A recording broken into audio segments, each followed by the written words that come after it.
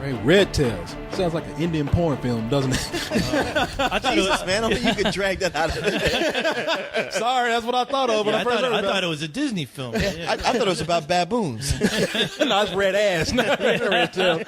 No, I was excited for this. I'm kind of worried that they're releasing this movie in January. Shit, are they? Yeah. That makes me really nervous then. Well, I mean, looking at the trailer, though, I'm like, well, at least we're gonna get some kind of action-packed, movie. But I'm hoping that it's a movie where at least the facts are there, which I can only hope. Hollywood. Yeah. And I hope it doesn't turn into a goddamn Michael Bay Star Wars fest like he did with goddamn Pearl Harbor. Yeah. Even though it's starring Cuba Gooding Jr. And I was like, wait a minute. Yeah, well, is this a spinoff? He was also on Pearl Harbor too. Yeah. Well, I don't know. I mean, looking at this, it just made me think, okay, this is him apologizing for Pearl Harbor. He's like, look. He was the best part of Pearl Harbor, might I add. Which is not saying but much. He was that Pearl Harbor movie should have been based about his character. Yeah. And then you got Terrence Howard. I guess this is like the sequel to Pride, because I was like, okay, he's pretty much the same character he was in Pride, looking from this trailer. But I thought he was actually going to get to play War Machine in this. But,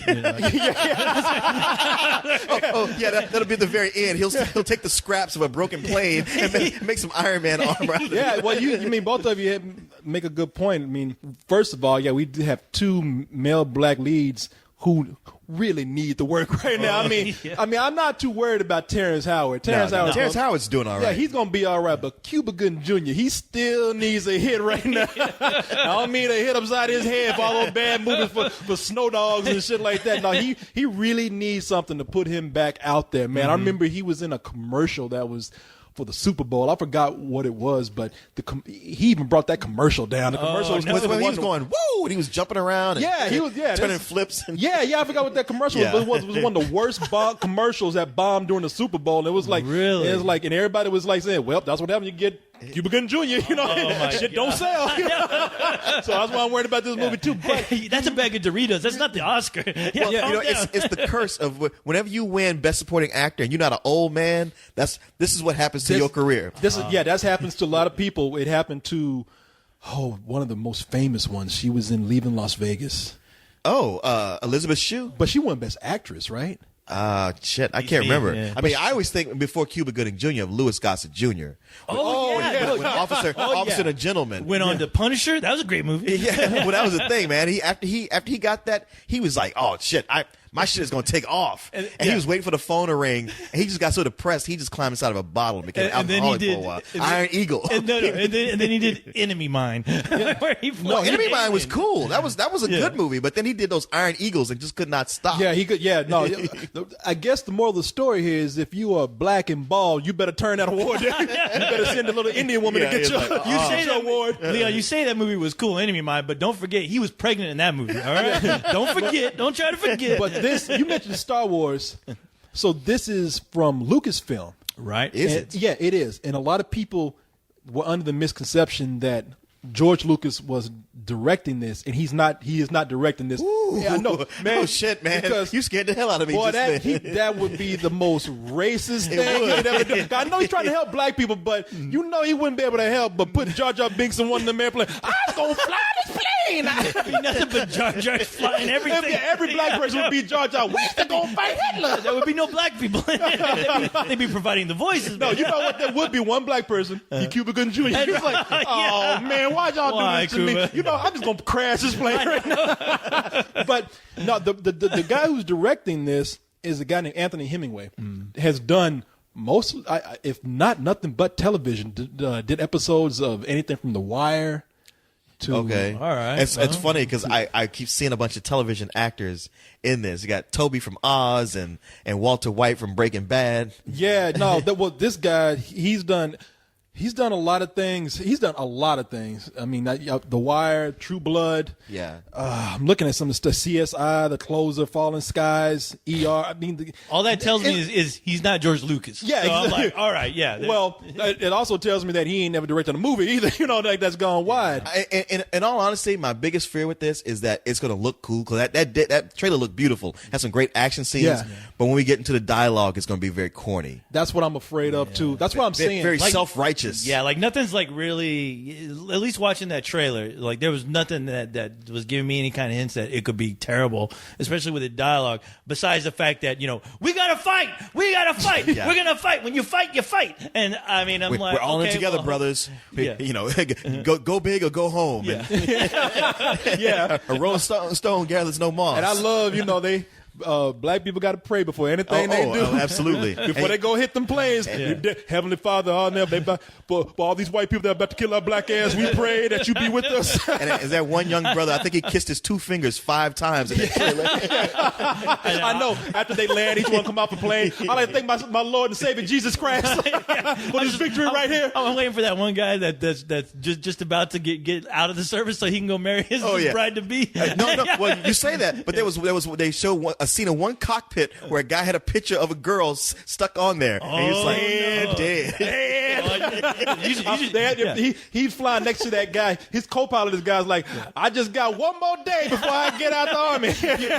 You might as well replace that picture with your death warrant. Just put that there. Yeah, you might as well put a picture of the Grim Reaper instead of your wife up there. But I really am glad to see a story like this it get what it at least looks like a big budget treatment. Right. Oh, yeah. Because usually a movie like this, the studios would see a period piece about the war that's mostly centered on black people. That if George Lucas wasn't there saying, hey, you better get these Negroes some money, this movie will probably, I get the feeling, would probably not get the budget that it has. And that's what has me really excited that they're telling this story about the Tuskegee Airman, because they had television films. HBO.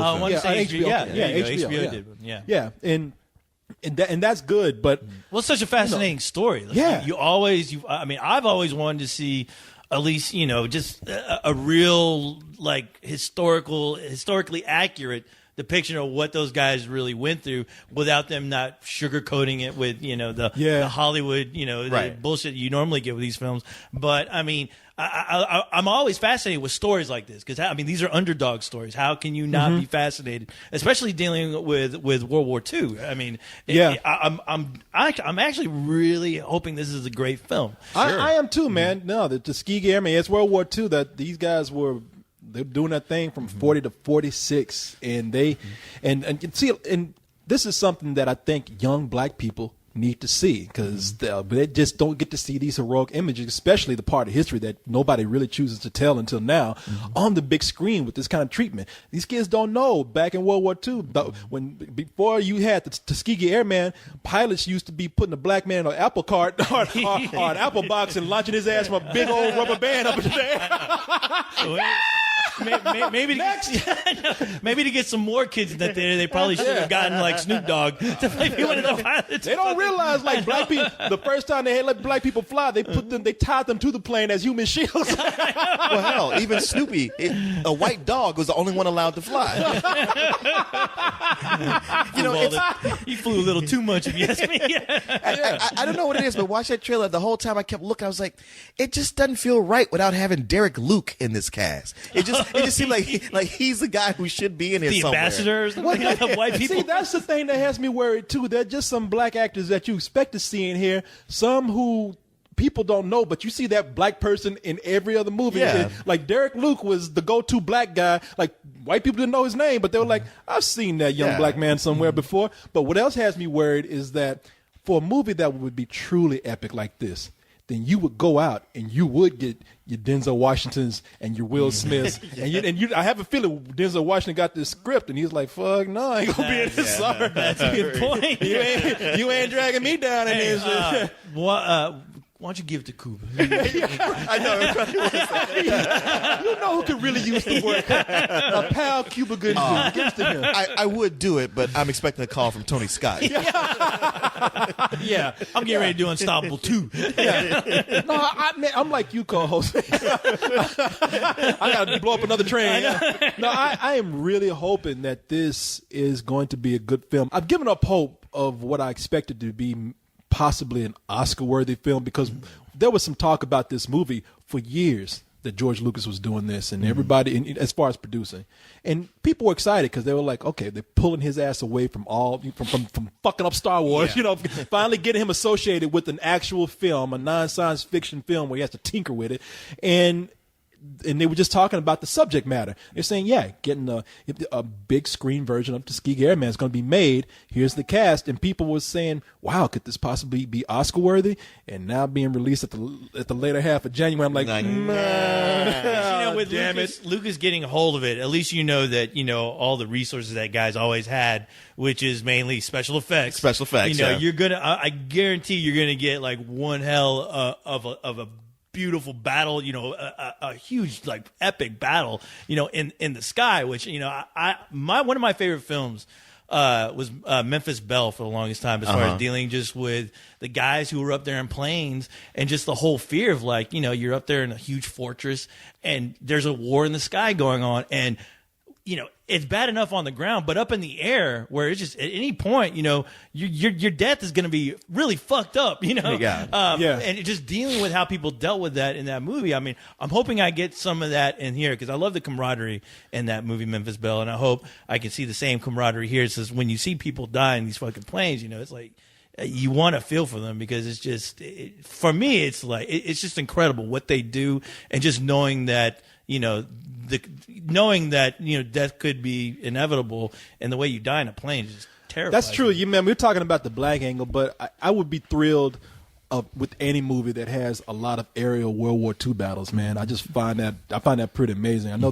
we've had a few that had the spectacle, but the story just wasn't really there. I mean, Pearl Harbor being one of them. Well, that was like insulting. I was like, was. Really? You're doing like Star Wars X-Wing fighter, TIE fighter aerial maneuvers that would never happen. Well, plus it cheapened it up. But that story was about as bad as a Star Wars fucking movie. And even within the aerial battles and the whole fight, it's like, this fight would be cool, except they kept doing Looney Tunes gags where a bomb would drop on somebody. It's like, oh, hey, turns out it was dude. Kablam! And they did it like 2 or 3 times. Like Roadrunner shit. Yeah. That was so bad because it was only 2 black people in the movie. One of them was slicing potatoes.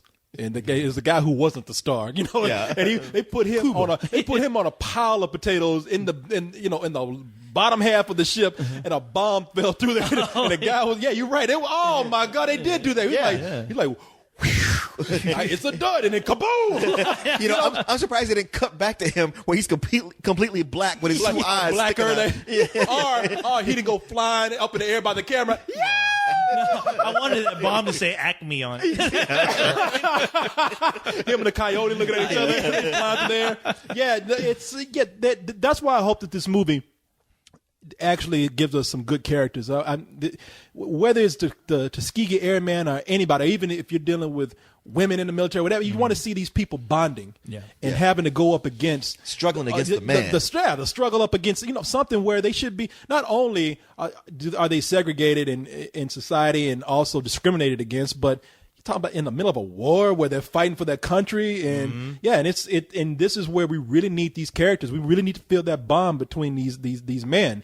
And you're right, if there's bad dialogue and they drop the ball there, then that's gonna suck. It's gonna suck. It's like, wow, how can you fuck that up? I mean, really, how can you fuck it up? But it's possible. I've seen it too many times, especially a guy that makes me nervous. He's only done TV because there's certain kind of writing that comes with TV that can be melodramatic. Well, if this follows that, it's gonna ruin it. You just be watching for the great aerial fights, and then when they go back to talking, you just wince. I just hope they go far enough to where the guys who make it, you get to see them go to Germany and get laid by all those German women. The whole other movie. I hear you have tails. We do. Yeah. Want to feel it? I take my pants off when you see it. But this guy who's directed all these, I really do not see one movie credit to his name that he's directed. But what I do see is a lot. It sounds like he's directed some of the better TV shows. Well, he's directed a lot of the better TV shows, and he's directed. There's a lot of. He has an eclectic list of things that he's directed. Is Vampire Diaries in there? No. Okay, then I'm fine. But you have everything from drama to mysteries to science fiction. Treme on HBO, he's directed some episodes of that. True Blood, we mentioned. Heroes, ER, Battlestar Galactica, Community. So he's done comedy too. So got the comedy down. Hopefully Fringe. So CSI New York. So hopefully he can pull. Been busy. Yeah, no, and all this experience with different genres of storytelling will hopefully bring in that sensitivity into telling this story here. Maybe we'll get a lot of that. We'll see some of that science fiction maybe in the aerial battles, but then we'll get some of the drama when we need it. We'll have that one character who's got to act the fool to lighten things up. He'll be the playing Marlon Wayans. I know, a whole squad of comedy relief. They'll be like the Harlem Globetrotters. Would you idiots stop showboating and just shoot? Y'all stop shooting dice. Doing loop-de-loops in the sky. Hey, speaking of television, we have Bryan Cranston in here. Yeah. Man, who's in Breaking Bad. Yeah, right Walter now. White from Breaking Bad. Walter White from Breaking Bad. Now, is that actor just becoming evil? Because I mean, well, he wasn't evil and dry. He was just kind of scummy. He was just kind of scummy. That's what I'm saying. But I remember I used to love him when as he a was dad on Malcolm in the Middle. As a dad on Malcolm in the Middle, like, oh, that guy's so funny. That guy's adorable. He's so cute and funny. Yeah. And then he started playing Walter White, and he started becoming just a ruthless drug dealer. It's hilarious you say that. And now this movie, you can see him. He hates black people. He's like, no matter what I think of you niggas, you still ain't gonna be shit. You better grow a pair of wings if you want to fly, because you ain't getting the needs playing. I mean, it was funny you say that, because I was flipping channels the other day, and Malcolm in the Middle was playing, and I'm like, oh my god, Walter White is acting like the biggest clown. It was like seeing him dress up like a woman. And I'm just like, I had to turn it off and like destroy everything that Walter White stands for. I can't watch. I know. That guy is dead. That guy, it's almost like Bryan Cranston has looked at that role in Malcolm in the Middle. He's like, I really do want to be considered like a serious actor. The only way I can do this is if I just become just evil. I mean, I think he is going to play Hitler next. He does it well. I want you to see me pulling the trigger on all 6 million Jews in one movie. That's how bad I want to be. But man, this movie comes out, I believe, on January 20th, and it's going up against Underworld that weekend. Boy. And so I'm hoping that I hope that maybe black people go see Red Tail, and then all white people who might as well be vampires, pretty much pale as vampires. Then they go see they go see Underworld. Oh my God. You should show up at the movie theater whenever you see somebody like seeing a black guy, like black kids trying to like go see Underworld. No, kids. What are you doing? You need to learn your history, kid. You need to learn your history. Pride in your race. Come over here. So on January 20th, you little ignorant black motherfuckers, go see Red Tails. You need to learn something. They're going to go now. They're going to go now. Hey, what you here for? Well, I wanted to see Underworld, but Corey's over there looking at me.